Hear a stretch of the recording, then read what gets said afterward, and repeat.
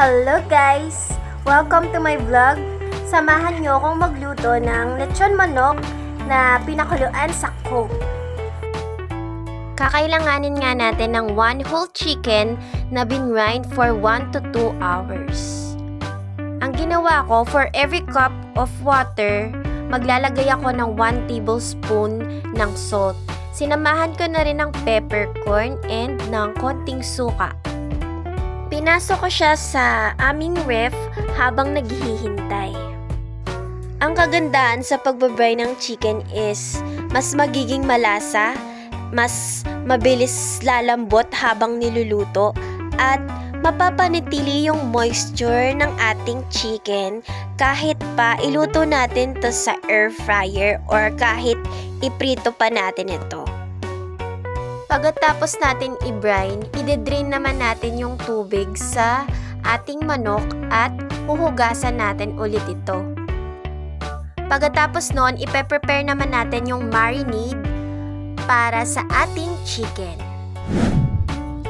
Lahat ng ating ingredients ay commonly available sa ating kusina. And take note, pwede ka rin magdagdag ng spices na sa tingin mo makakatulong para mas sumarap pa ang ating recipe. Commonly, ang binibili ko lang talaga dito is yung tanglad. Kasi wala naman kaming pananim na tanglad. So, we will need the following. Una sa lahat, yung bawang. Actually, maraming beses ko nang nagawa ito and commonly, nasa sa akin lang talaga yung ingredients na patansya-tansya lang talaga yung ginagawa ko. Next is onion. Nasa sa inyo naman talaga kung gaano kadami yung gusto nyo eh. Kung marami kayong stock, why not, diba? Damihan nyo. Next naman, itong lemongrass. Sobrang laki ng difference kapag wala nito, kaya wag nyong i-skip yung lemongrass. Hampasin nyo lang na parang may kasalanan siya kasi sobrang tigas eh. Eto, ilalagay natin to sa loob ng manok. Tapos yung hinampas-hampas natin, kasama lang siya dyan sa ating marinade. So, medyo mahaba yung nagawa ko, pero hayaan nyo na, pagkasyahin na lang natin. Kanya-kanyang diskarte na rin yan kung ano pa yung gusto nyong ilagay sa loob ng manok. Kasi ako dati, naglagay ako ng sibuyas, bawang, tsaka kamatis. Wala lang, trip ko lang para maiba. Nung binili ko nga pala yung manok, ganito na talaga yung itsura niya. Parang nakadestined na talaga siya para maging lechon manok.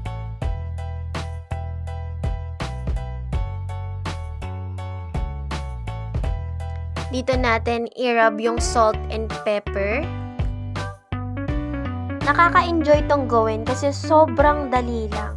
Kasi pagkatapos natin tong lagyan ng mga spices at pagkatapos natin gumawa ng marinade, hahayaan lang natin siya. Makakapaggawa pa tayo ng iba pang mga gawain. So, ngayon naman, lalagyan natin ng oyster sauce, paprika. Gustong-gusto ko rin may atswete, pampaganda ng kulay. Lagyan mo na rin ng bay leaves, peppercorn. Lagyan na rin natin ng konting mantika. And pagkatapos, 1 tablespoon ng sugar. Huwag kakalimutan ng 3 tablespoon ng vinegar. Pwede ka rin gumamit ng kalamansi or ng lemon juice. Lagyan ng toyo at huwag ng damihan dahil marami na tayo niyan. And our secret ingredient, Coca-Cola. Aksidente lang yung pagkaka-discover ko sa Coke, pero mamaya ako ichichika kasi may nakalimutan pa akong ilagay yung ketchup. Haluin lang ng mabuti yung ating marinade mixture.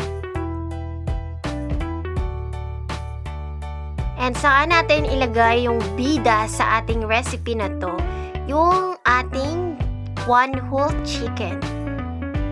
Actually, first time kong ginawa yung recipe na to kasi commonly ang ginagawa ko is Sprite. Ngayon naman, hihiwaan lang natin ng konti yung ating chicken para medyo manuot yung marinade. Tapos, papakuluan lang natin siya. So, pinakuluan ko nga siya dito sa ating mini electric cooker. Ang kagandahan sa electric cooker na to, grabe, ang bilis kumulo. Wala pang 30 minutes, guys. Ang gagawin lang natin is babalik-baliktarin natin yung manok hanggang sa ma-achieve natin yung consistency ng ating marinade na medyo malapot-lapot. So, story time tayo. Dati, ang lagi kong ginagamit instead of Coke is yung Sprite dahil yun na yung nakasanayan natin. Gumamit na rin ako ng pineapple juice and ang sweet ng kinalabasan. Ngayon naman, nung ginamit ko yung Coca-Cola for the first time, may napansin ako. Grabe, ang ganda nung kinalabasan na kulay. Tapos yung sweetness niya, saktong-sakto lang, guys. Kaya kung ako sa inyo, hindi ko napapalagpasin yung pagkakataon na itry itong ating recipe. Itong ating recipe, pwede rin ito sa pan-fried chicken, or pwede rin sa grilled chicken, or pwede rin sa turbo broiler and oven-baked chicken. Kung anong available sa ating tahanan, yun ang ating gamitin. Since ayokong super dry yung manok, pinapakuluan ko talaga muna siya bago ko ilagay sa air fryer. And dahil dito, mas nanonood yung lasa kahit na hindi ko siya minarinade ng magdamag. Ang kagandahan sa recipe na to, nakakapag-multitask ako. Habang pinapakuluan ko yung manok, nakakagawa pa ako ng iba pang gawaing bahay. Ang nakakatuwa dito, in a short period of time, makakagawa tayo ng special dish para sa ating family. Kahit walang sausawan, mapapadami yung kain mo ng kanin, promise. So, iset natin siya ng 10 minutes sa ating air fryer. Bale, 10 minutes each side. Since luto naman na siya, kailangan lang natin makuha yung tamang-tamang pagka-crispy niya. O, diba? Ang ganda, grabe. Parang totoong lechon manok, pero sa air fryer lang siya galing. So, babalik na rin lang natin and ibabalik natin for another 10 minutes. Lalagyan ko lang siya ng konting marinade sa ibabaw para hindi siya matuyot. Habang pinapakuluan ko pa lang siya sa marinade kanina, naaamoy ko na yung lasa, nai-imagine ko na, nakakagutom, grabe. So, pwede ka pang mag-multitask dahil another 10 minutes ang hihintayin.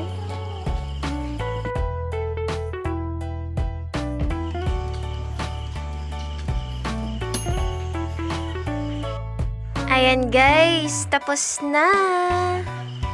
Ang ganda ng itsura, diba? Pumuputok-putok pa, tapos hindi siya talaga dry. Sakto lang siya sa tig 10 minutes, pero depende pa rin yan kung anong air fryer ang gamit nyo.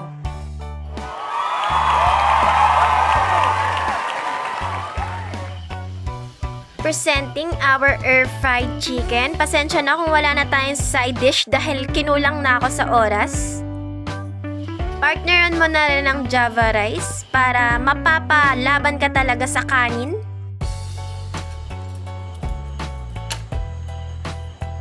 So, hiwain na natin. Ang lambot niya, kaso lang hindi ako marunong maghiwa ng manok. So, hiniwa ko lang siya banda dun sa may joints. Medyo hindi tayo perfect sa paghihiwa. So, kailangan pa natin tong i-improve. Pero grabe, sobrang dali lang gawin ito. Imagine niyo, 'di ba? Bibili ka ng lechon manok ngayon, magkano na? Tapos bibili ka ng hindi pa lutong manok. Oh. Bukod sa sinigang, itong recipe na to ang ginagawa ko kapag gusto ko ng something na madalian, pero something special. Hello guys, tara kain tayo. So, ito na yung ating air-fried chicken. So, ayan na nga guys, luto na yung ating lechon manok at huhusgahan na natin kung pasado ba sa panglasa at kung masarap ba. Okay guys? Tara po, kain tayo. So, gumawa na rin ako ng java rice para kompletong-kompleto yung kain natin. Parang feel natin na nasa restaurant talaga. Ayan.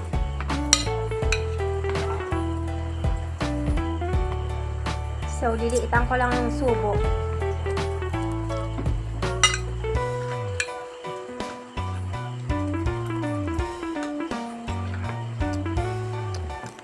So, habang kumakain, isa-shoutout ko muna yung mga members natin, especially si Mama Diza Vlog, Black Wolf 87, si Kim Terry, Mama Floor Vlogs, Tita May Tama Channel, NFC Music Lover, Sis NK ASMR, Party Music DJ Oki, Cassie De Chavez, Captain G Life, Summer Calbiga, Inday Marikit, Marquez May Moreno, Pizza, Inhenyerong Chinito, and si Miss Heart.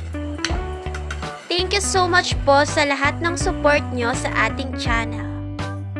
And to all our friends na hindi ko nabanggit, thank you so much from the bottom of my heart. Hoping na na-enjoy nyo ang ating mga content, shorts, and ang ating live gaming. Kung may mga request kayo, feel free to drop down in the comment section. And sa mga hindi pa po nakasubscribe, feel free to like and subscribe and turn on the notification bell. Thank you so much. Grabe, sobrang nakakabusog tong recipe na to. Kung nagda-diet ka, wag na wag mong lulutuin to, promise.